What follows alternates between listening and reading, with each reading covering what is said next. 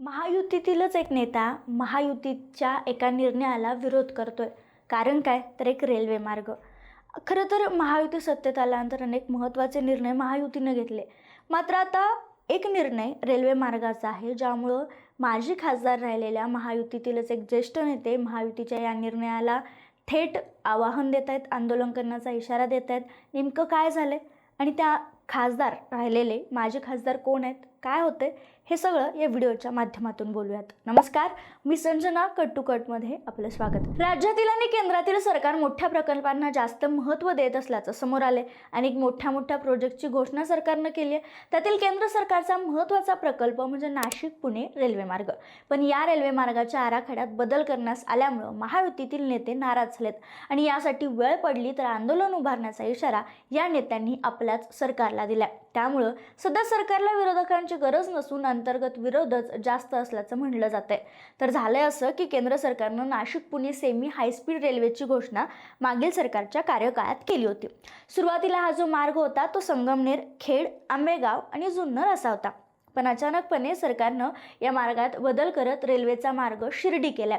त्यामुळे महायुती संतापाची लाट पसरली आहे. महायुतीतील खास करून राष्ट्रवादी अजित पवार गटाच्या नेत्यांनी आंदोलन उभा करण्याचा इशारा दिलाय आणि यासाठी नुकताच माजी मंत्री दिलीप वळसे पाटील आणि माजी खासदार शिवाजीराव आढळराव पाटील यांच्या उपस्थितीत मंचर येथे बैठक झाली. खेड, आंबेगाव, जुन्नर मार्गाने रेल्वे व्हावी ही ठाम मागणी या बैठकीत नेत्यांनी एकमुखाने केली आहे आणि यावरूनच आता शिवाजीराव आढळराव पाटील यांनी सरकारला इशारा दिलाय. तर बघा, पुणे नाशिक नवीन रेल्वे महामार्ग माझ्यासह मतदारसंघातील नागरिकांना मान्य नाही, प्रसंगी जन आंदोलन उभारू असा इशारा त्यांनी दिला. यावेळी त्यांनी विद्यमान खासदार अमोल कोल्हे यांच्यावरही टीका केली. ते म्हणाले, 2024ला मी खेड लोकसभा मतदारसंघाचा प्रथम खासदार म्हणून निवडून आलो. त्यानंतर 2005 पासून चाकण MIDC मधील कामगारांची, मतदारसंघातील शेतकऱ्यांची नाशिकवरून पुण्याला येणाऱ्या प्रवाशाची सोय व्हावी यासाठी पुणे नाशिक रेल्वे मार्ग जोडल्यास मोठा लाभ होईल असा विचार मनात आला व जुन्नर, आंबेगाव, खेड येथील जनतेच्या गरजेपोटी पुणे नाशिक रेल्वे मार्गाची संकल्पना तयार झाली व मी लोकसभेत पुणे नाशिक रेल्वेची मागणी केली. त्यानुसार माझ्या पाठपुराव्याला 2012ला यश आलं. पुणे नाशिक रेल्वे मार्गाचा सर्वे करण्यात आला. मी स्वतः रेल्वेच्या अधिकाऱ्यांबरोबर 8 दिवस सर्वे करत होतो. त्यानंतर सर्वे तयार झाला व तो रेल्वे मंत्रालयात सादर करण्यात आला. मात्र काही त्रुटी निघाल्यामुळे प्रकल्प मागे ठेवण्यात आला. विद्यमान खासदार यांनी फक्त बैठका घेतल्या, मात्र पाठपुरावा झाला नाही. मी खासदार पदावरून पायउतार झाल्यानंतर मी मंजूर केलेले प्रकल्प त्याच जागेवर राहिलेत. गेल्या 6 वर्षात कुठलाही पाठपुरावा झालेला नाहीये असं म्हणत रेल्वे फक्त आपल्या पाठपुराव्यामुळे आली. आपण पायउतार झाल्यानंतर एकही विकास काम किंवा हे काम झालेलं नाहीये असं म्हणत श्रेयवादाच्या लढाईत अमोल कोल्हे जे सध्याचे खासदार आहेत तिथले, त्यांच्यावर त्यांनी कुरघोडी केली. आता बघा, मार्ग बदलला नाही तर रस्त्यावर उतरून आंदोलन करण्याचा इशाराही त्यांनी यावेळी दिलाय. यावेळी ते म्हणत आहेत, विमानतळ गेलं, रेल्वेही गेले, हायवे अपूर्ण, मग आम्ही प्रवास काय बैलगाडीतून करायचा का असा थेट सवाल सरकारमधलेच माजी खासदार सरकारला विचारत आहेत. आता हा प्रश्न उपस्थित करत त्यांनी संताप व्यक्त केला खरा, पण ज्या विमानतळाबद्दल ते बोलतायत ते विमानतळ गेलं अशी खंत व्यक्त करतायत.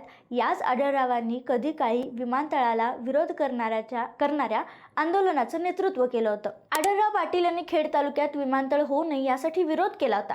कारण परिसरातील अनेक लोक शेतीत गुंतले आहेत, त्यांना शेती गमवायची नव्हती असा दावा करत त्यांनी विमानतळाला विरोध केला. पण सर्वेक्षणानुसार चाकण परिसरातील जागा विमानतळाच्या धावपट्टीसाठी पूर्व पश्चिम दिशेच्या गरजेनुसार अनुकूल नव्हती आणि ती पर्यावरणीय निकषांमध्ये बसत नव्हती, त्यामुळे आपला विरोध होता असा दावा आढळराव करतात.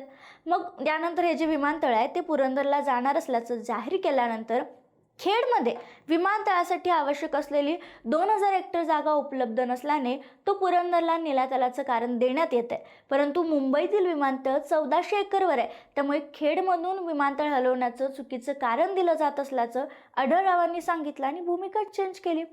जिल्ह्यात चाकण, राजगुरू, तळेगाव या शिक्रापूर येथे मोठ्या औद्योगिक वसाहती आहेत. या औद्योगिक विकासाला चालना मिळण्यासाठी तसेच जुन्नर, खेड, आंबेगावसह नाशिक व नगर जिल्ह्यातील कृषी मालाची निर्यात निर्यात करण्यासाठी विमानतळ खेड तालुक्यात होणं अत्यंत गरजेचं आहे. मुख्यमंत्री देवेंद्र फडणवीस यांनी विमानतळ पुरंदर तालुक्यात होणार असल्याचे जाहीर केले. या चुकीच्या निर्णयाची मोठी किंमत भविष्यात महाराष्ट्राला मोजावी लागणार असं विधान करून त्यांनी अचानकच वेगळी भूमिका घेतली, ज्यामुळे कार्यकर्तेही संभ्रम अवस्थेत होते. आपण जे शिवाजीराव आढळराव पाटलांबद्दल बोलतोय ते कोण आहेत हे देखील थोडक्यात जाणून घेऊयात. 2004ला आत्ताचा शिरूर आणि पूर्वीच्या खेड लोकसभा मतदारसंघातून ते पहिल्यांदा खासदार बनले. त्यांनी त्यावेळी 2 वेळा खासदार राहिलेले अशोक मोळे यांचा पराभव करत खेड लोकसभेवर फडकवला होता. त्यानंतर 2009 साली त्यांना शिरूर लोकसभा मतदारसंघाची पुनर्रचना झाल्यानंतर उमेदवारी देण्यात आली. त्याही वेळी ते जिंकून आले. 2014लाही त्यांची खासदारकी कायम राहिली, पण 2019 साली त्यांचा राष्ट्रवादीच्या अमोल कोल्हेंनी पराभव केला. 58,000 त्यांचा पराभव झाला.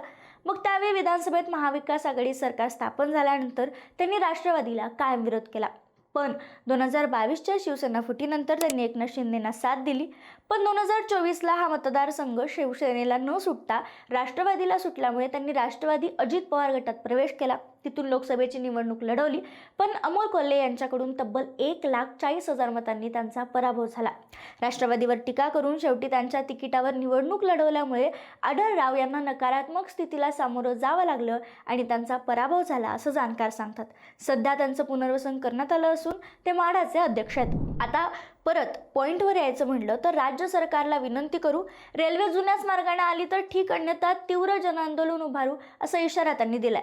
आणि दुसरीकडे रेल्वे मार्ग शिर्डीला नेण्यामागं विखे पाटील यांचा हात असल्याचं देखील बोललं जाते. आणि यामुळे झाले काय तर काँग्रेस नेते बाळासाहेब थोरात, आमदार सत्यजित तांबे, आमदार अमोल खताळ, अजित पवार, राष्ट्रवादी काँग्रेसचे आमदार डॉक्टर किरण लहामटे यांनी देखील या बदललेल्या रेल्वे मार्गाला विरोध दर्शवला आणि आता आंदोलन उभं करण्यात येईल असं देखील सांगितलं जाते. राज्य आणि केंद्र सरकारला या भागातून तब्बल 1.5 लाख कोटींचं महसूल उत्पन्न मिळत असताना विकास प्रकल्प मात्र हातातून निसटत आहे. सरकार जर आमच्यावर अन्याय करत असेल तर आम्ही सत्ता पाहणार नाही, आंदोलनाशिवाय पर्याय नाही, आमची बांधिलकी लोकांशी असा थेट इशारा देऊन महायुतीच्या निर्णयाच्या विरोधात आपण जाणार असल्याचं आढळराव म्हणतात. त्यामुळे हे आंदोलन उभं करण्याआधी किंवा उभं राहण्याआधी सरकार मार्ग बदलणार का? आढळरावांनी दिलेलं आव्हान सिरियसली घेणार का? जर आंदोलन उभं राहिलं तर ते कोणतं रूप धारण करणार?